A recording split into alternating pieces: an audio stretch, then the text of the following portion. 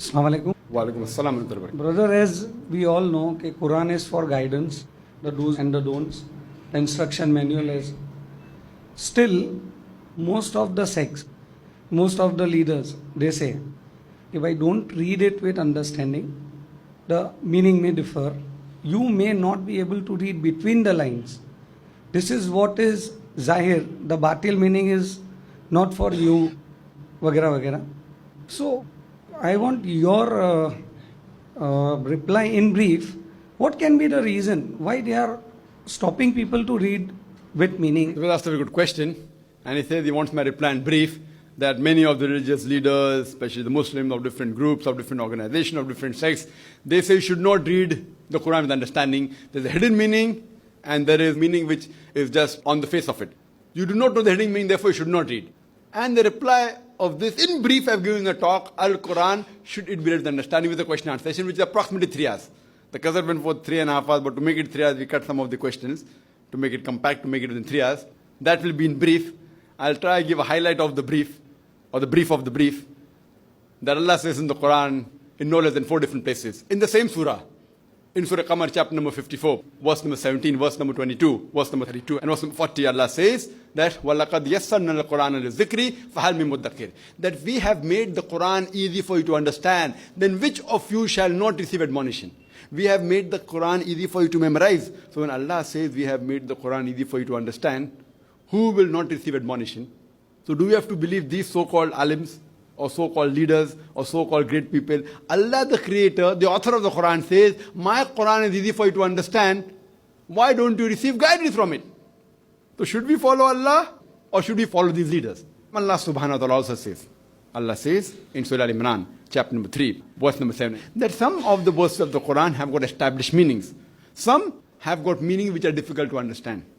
But if you analyze that most of the verses of the Quran, they're simple. For example, Qul huwallahu ahad. Say He is Allah one and only. Now what commentary do you require? Do you require commentary on this? Say that Allah is one and only? What do you require? You may give additional information, but do you mean to say that what the Quran means is Allah is not one, Allah is two? Does it mean that? Does it mean Allah is 1.5? See, certain verses, Qul huwallahu ahad. Say there is Allah one and only. What do you require? Yes, you may know your own background when it was revealed. That's all different. But will the meaning change? No. Knowing the background is good. You can know the background, but by knowing the background, the meaning will not change. You may come to know when it was revealed, why it was revealed. That's all additional information. But the basic message will not change. So most of the verses of the Quran, they have got established meanings. There are certain verses of the Quran which have got unestablished meaning. Now these verses of the Quran which have got unestablished meaning, their meaning in detail is given somewhere else in the Quran or in the Sahih Hadith. So certain verses of the Quran which may require more explanation, you have to go for cross-reference. The best reference of the Quran is the Quran itself. If you go to other verses, you get the detailed answer. Or you may have to go to Sahih Hadith. Or you may have to go to expert, as Allah says in the Quran. In Surah Nahl, chapter number 16, verse number 43. And Surah Anbiya, chapter number 21, verse number 7, Allah says, فَاسْأَلُوا أَهْلَ الذِّكْرِ إِن كُنتُمْ لَا تَعْلَمُونَ. If you don't know, or if you have doubt, ask a person who is knowledgeable. So when you have certain things which are doubtful in the Quran, then you may go and ask an expert. But things like Qul huwallahu ahad, Allah one only, you don't have to go to an expert. While reading the translation of the Quran, if you come across certain things which you may feel have got multiple meanings, then you can go to a specialist. And this is a small percentage. But there are people who give various arguments that why you should not read the Quran with understanding. And they give argument. I'll just give a couple of the things I quoted in my talk. The rest you can see in my video cassette. There are people who give the example, if you have a kacha license, a temporary license, and if you have an accident, the police will give you less punishment. If you have a permanent license, if you have a pakka license, and then if you have an accident, the police will give you double punishment. Therefore, if you read the Quran, and then if you sin, then gone. Allah will give you big punishment. Don't read the Quran, then if you do sin, then less punishment. Very good logic. And I have an argument of agreeing. The way I debate is like, there's a thing in martial arts, which I always tell, that if opponent is very big, if he tries to punch you at us, use his power to throw him over. Whether it be judo, whether it be aikido, we use his power to throw him over. So you go in his direction, in the same direction. If he comes to punch, I sidestep and I throw him over.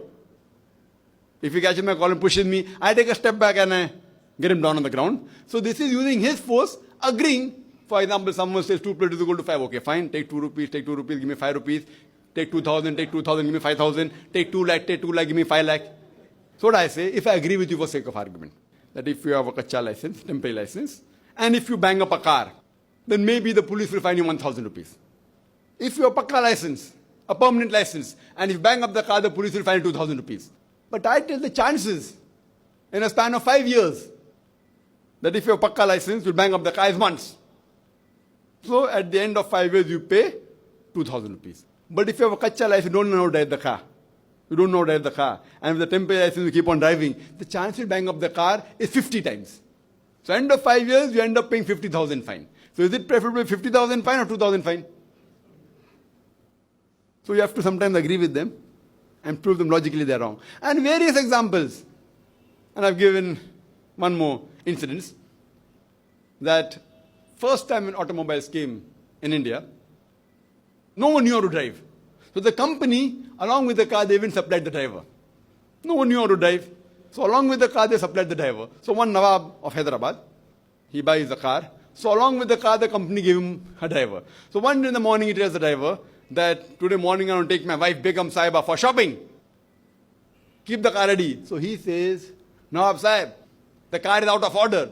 He says, I want the car in order immediately. So driver tells him to put the car back in working condition. I require 10 kgs of honey, 30 liters of milk, 20 kg of ghee, pure ghee, asal ghee, and 40 kgs of rice.